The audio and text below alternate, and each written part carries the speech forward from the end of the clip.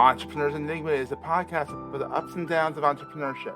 So the wins and the fails that we all face being entrepreneurs, how we learn from adversity. Every week I talk to a different entrepreneur with a story to tell. I'm Seth Goldstein. Come with me on the journey. This is Entrepreneur's Enigma. Let's get started.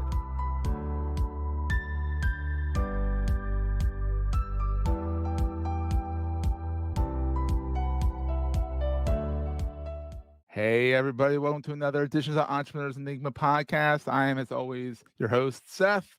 Today I have Anastasia Lipske. She is the chief bottle washer, the founder of Access Speakers, a speaker and podcasting booking agency. And so she's one of those. She's just one of those. No. She's more than 1,600 engagements for her clients. I mean, that's a ridiculously high number. I mean, I get hit up all the time, and even by Anastasia here, to get one of her clients on the podcast. But a lot of times they just get sent to spam.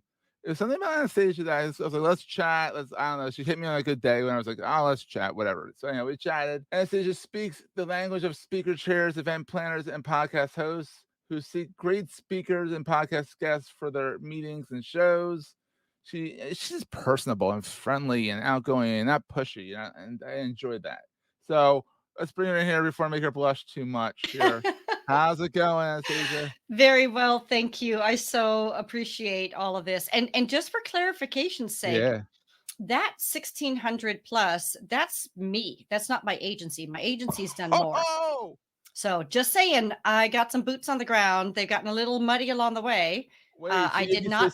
You've booked 1,600 on your own. On my own, me. Wow, hot while shot. running the business. So hey, but you know what? I've been at it for 12 plus years. So you know, exactly. but not full time. Podcasting's been around for a while too. I've been podcasting since 2010. So yeah. Although I wasn't doing the podcast guesting, so I started in the speaking world. That was my thing, and I had a very unique business model because nobody books free speakers. So I focused on platform marketing speakers, people who knew that if they went out and they talked to the Rotary clubs, chambers, real estate groups, that if they had a product or a service that was of value to that audience and they presented it in a way that was to bless the audience, not to pitch their stuff, there would be a certain percentage of people that would resonate with what they're doing and offering, and then they become clients, right? So brilliant marketing tool. People have been doing it for years, but you could never get someone. Rates.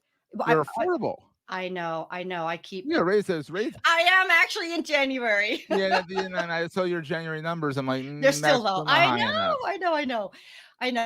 But it's kind of it's a mission. It's a mission. Yeah, absolutely. That's well, good. we do everything how very did it all get started?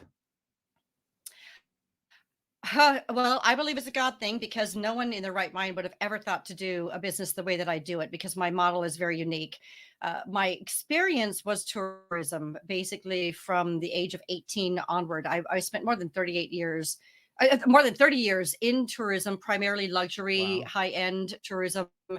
And my forte was in helping international ground operators, in essence, get exposure to some of the top luxury travel agents in the world. And I was an entrepreneur even before I knew what that was. So though I worked corporate, I was always kind of doing my own thing because I wanted to help these people. So I had a lot of experience. Also, I did huge events, luxurious events, international, all over the world. Well, I didn't book it though. See, that's the thing. I was never an agent. I was never booking someone, but I had the contacts all around the world. Mm-hmm. So I had a lot of event experience. I've been to so many conferences, helped put them on. And that basically gave me the experience so that when I walked away from tourism in 2000, I didn't expect to. It was 2008. I walked away from a really great contract. That was. Yeah, it hurt. It hurt really hard because I had never been unemployed in my life and I felt safe. Like I knew all the movers and shakers in the industry. And so I walked away from this contract and I'd reach out to them and say, hey, I'm a free agent. Would you like to bring me onto your company? And presidents of cruise lines, they'd say, oh, we'd hire you in a heartbeat. We just laid 50 people off yesterday. That was April of 2008 that I decided to go off on my own. So same here. I went out on my own. November 2007. Ah, right before the crash. yeah. And I was like, but it honestly, it was, I feel like even at COVID, entrepreneurship flourishes in adversity, I feel like. I absolutely agree because you get creative, Yeah. right? You kind of have to. Yeah. So I jumped into Twitter, honestly, in Yeah. 2008. That's it's funny because I just heard your episode with Peter Shankman. I Yeah. remember, like, I was a subscriber to Hera. Like, I knew him from my early Twitter days, and he doesn't know me, but I knew who he was. Yeah. So kudos to you, by the way, getting him on your show because he's a big deal. But that time period was Yeah. fresh. Twitter was fresh, and that's when we But had Twitter, tweet people ups. people were still talking about what they were having for lunch on Twitter at that time. So yeah. Some of them were, and the rest of us were saying, hey, there's more to it than this. In fact, I Mhm. don't know if you remember the Twitch hiker, Paul Smith. So I'm in his book because I was involved in that. I brought him to Sonoma County. There you go. So now my Access Inspirati Twitter name is gone because I actually deleted my account.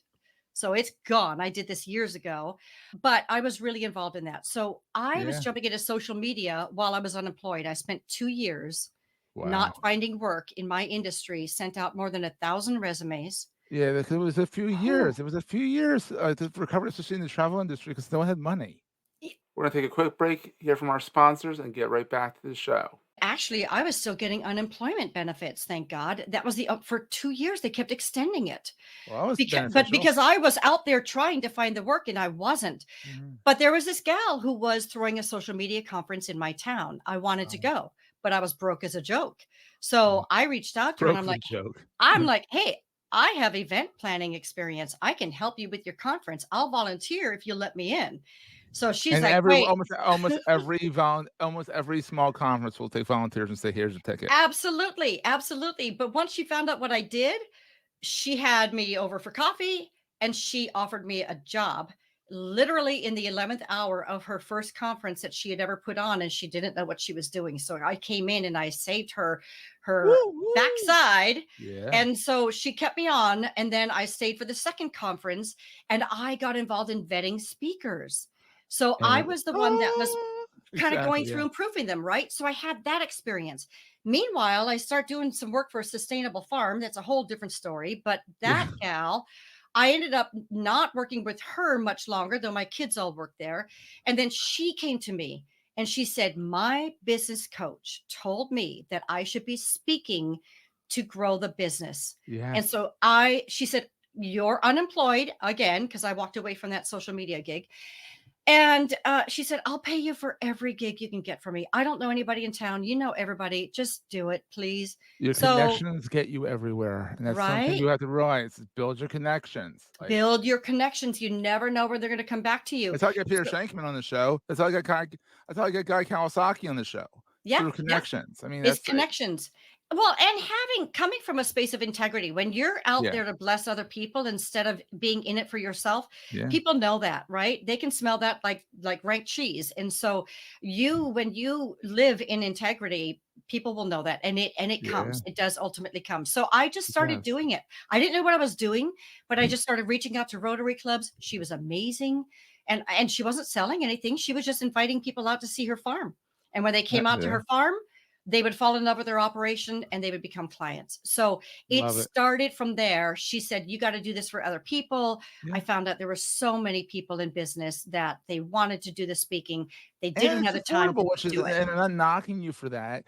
You're at a good price point where it's someone like a solopreneur can say, I could do that for a little Yeah, while. I could get Anastasia on the horn and do that a little bit. Like, it's not like, "Oh my god," absolutely. knocking you over the back of the head, where you Yeah. gotta do it, it's a good price point, I think. I think so too. And Yeah. I know everybody I talk to tells me my rates are too low. And I get that. I'm But you not the are right raising person. it, but you are raising it, though. I That's the am thing. raising it, and I do give incredible value. I Yeah. am really good at what I do. So so there's that, but I also love it, and I don't Mhm. want it to be at a price point where people can't get this support, because I believe in using the power of your voice, whatever Yeah. your message is. Yeah. And so many people, it's a barrier for them to get their voice out there because they don't have the time to do the research, to do the reach outs, to do the follow up, all those things. And that's what we do. I love So, it. and we're good at it. And we develop relationships with hosts because they You trust got us. through. You got through to me, and I got through to you. Yeah. I'm an old crusty journalist who, is used to getting pitched all the time, and somehow you got through. Through, and I was like, okay, great. I don't remember what you were pitching. I just remember I liked you, and I was like, let's chat. Thank you. Thank you. Well, and I'll tell you, we don't really use the word pitch. We do Oh, proposals. proposals. I like So that even better. It's I better. I I do proposals, and it's only one-to-one. Like, it's gone through 2 vetting processes. Myself, my agency, we have vetted the show first to make sure that we feel it's one that we feel our clients would want to be on.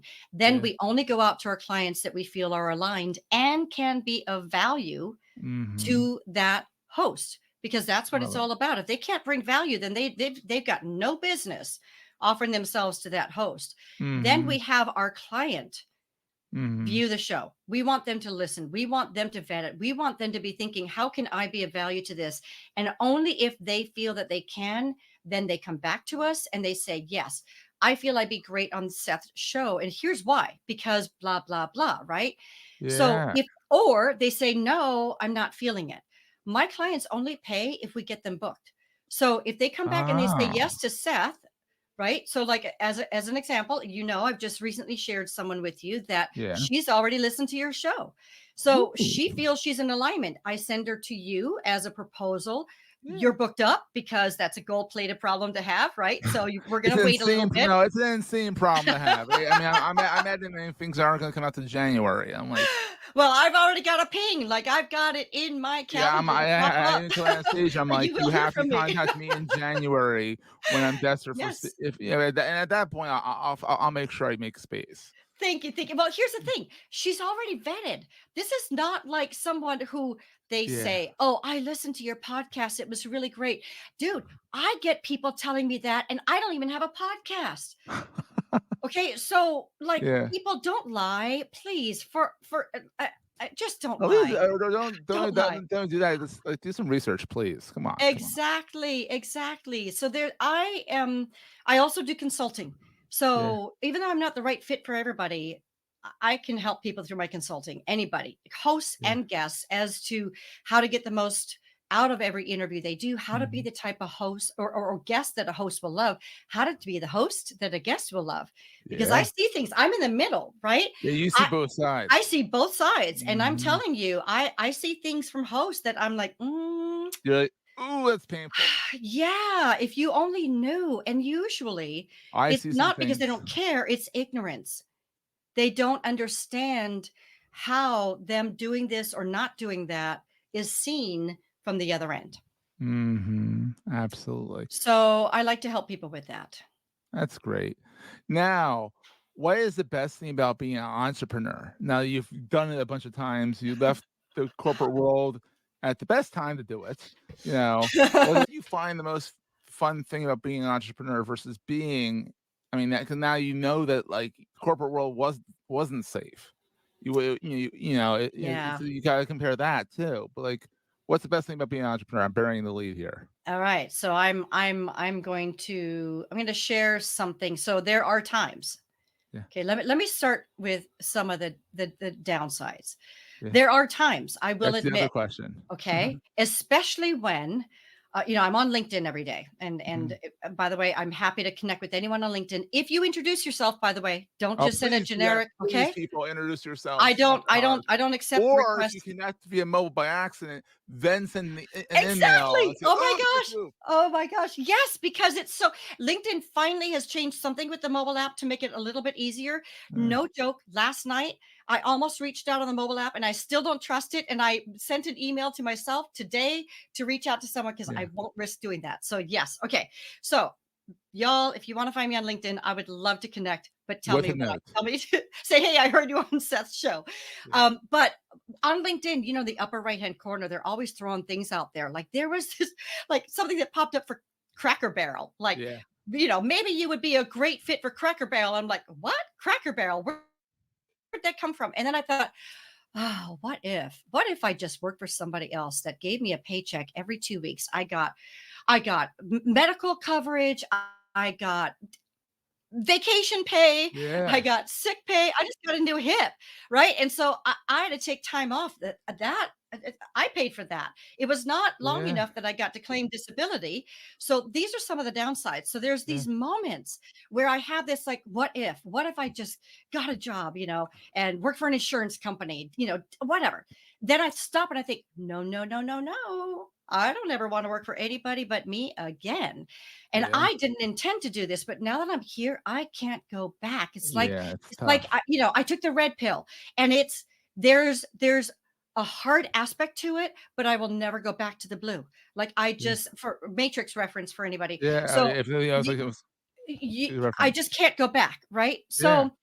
So that's the some of the downsides. Some of Yeah. the upsides. I was in Sicily for almost 5 weeks. I know. Yeah. Okay. And I got to work from my laptop looking over the Mediterranean. I didn't work the entire time. I was there with family, my son in law's family. It was a Sicilian experience. There were no Americans. The only English Ooh. spoken the entire time was basically amongst ourselves. It was an amazing life altering And you could experience. do that because you didn't have to ask for permission, number 1. You didn't have to Correct. bank all the vacation days for the past 3 years to do Right. it, Yeah. and Yeah. you still worked. I I mean, a still lot of people worked, I can you hear know. people saying right now, like, "Oh, but I can do that remotely at worth work," and that's true. You could Yes. finagle Yes. maybe a week or 2. Right. You were there for 5 weeks. I remember we were trying to organize things. You're like, "I'm on Sicily time. I'm on Sorry, Fiesta dude. time." I'm like, "That's fine. We'll talk when you get back." Yeah, yeah, that's freedom. That's freedom. I That's have the best freedom. part. And now I'm also paying the price for it right Yeah. now. Financially, I took a hit because I was just keeping up with my emails. I wasn't doing revenue generating work, but it's But okay mental because I knew. health-wise, you it was Oh, great. Yeah. oh yeah, And now yeah. you can come back and then bust your butt and pick up steam. Yes, Rested and not you burn out. rested, and I had that freedom. So for me, that's important, Mhm. and that's an aspect of my life that I don't know that I can ever give up is Yeah. that choice. And I do have choices every day as to what I do. If I, Yeah. whatever, but now I have consequences too. Oh, yeah. So that's okay. So So that's then that's the next question. What keeps you up at night? uh honestly, finances. Yeah. Finances. So here's the thing. It was funny because you were talking with Peter Shankman about imposter syndrome. I am very careful. I never talk about things that I don't know what I'm talking about. So I can talk Mhm. about podcast guesting, speaker branding, like all that kind of stuff till the cows come home. Don't ask me how to have a successful business. I am good at what I do. My clients love me. The hosts love me. But me, financially sustainable business, it Yeah. could use an upgrade. Yeah. So You know how it it's is. the finances. And so what's especially hard is that hip surgery. I had some complications. Oh. Not bad, like from the No, surgery. but It was honestly, yeah, even if you have to be out another week, because hip surgery yeah, is not no joke. Hip surgery is number 1, hip's yeah, big, yeah. and then Especially, yeah. it's For some messy. people, it's easy. Other people, I'm hypermobile. There were complications as a result of that. So it was Yeah. 5 weeks of me Nice. working from my sister's recliner from a But laptop. you can do that as an entrepreneur. Again, I could do it because a virtual entrepreneur on top of that. So I don't, Yeah. I do have I could work from Mars if they had Wi-Fi. There's no doubt. Ooh, that is But intriguing. but that 5 weeks hurt, and then I came Yeah. back, and I literally had n- not even 2 months. I think I had 6 weeks before I left for Sicily. So I have had two major life experiences that And affected both 5 my weeks, revenue consequently. generation back to back. So consequences.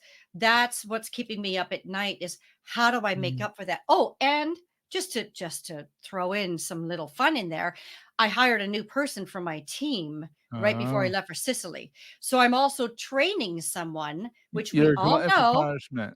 is hard. Yeah, glutton for punishment is Yeah, right. but you know what? But that's the fun of So it. It's an adventure, it and it is keeps an you up at adventure. night.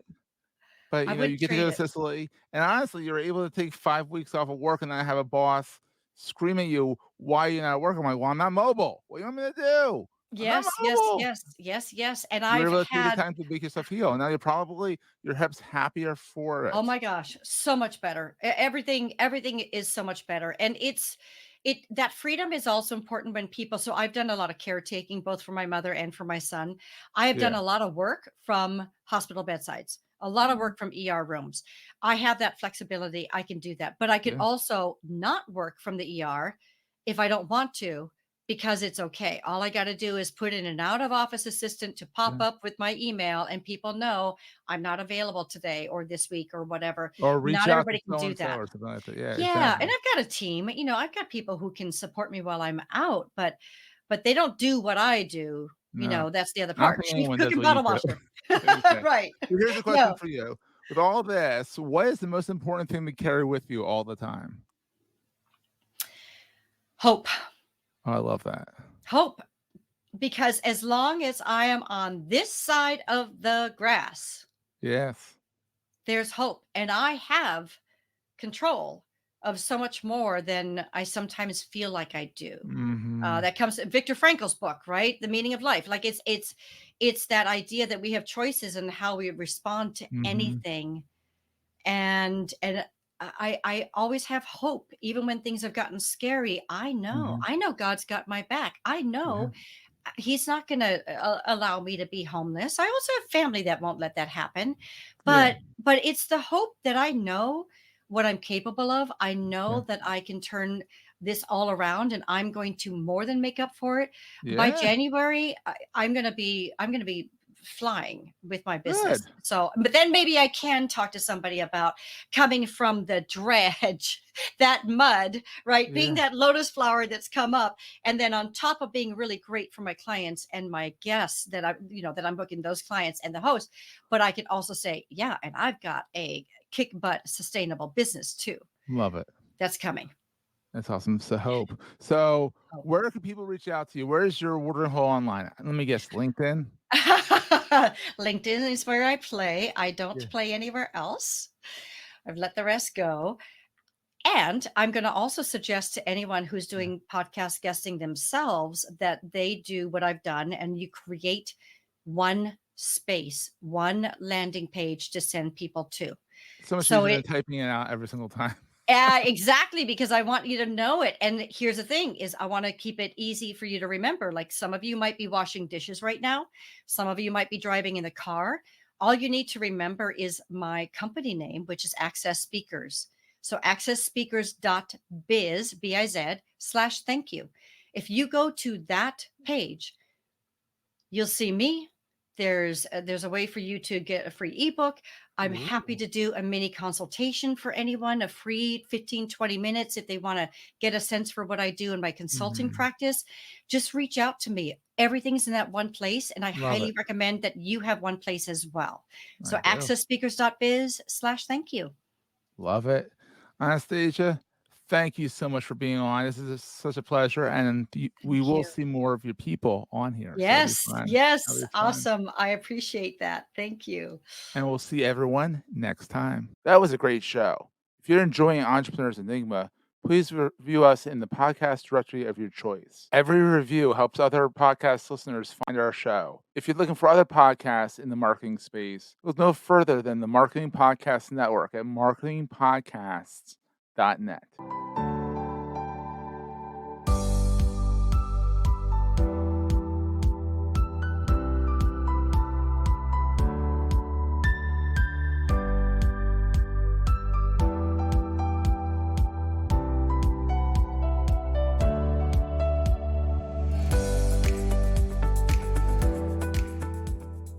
Goldstein Media hopes you have enjoyed this episode.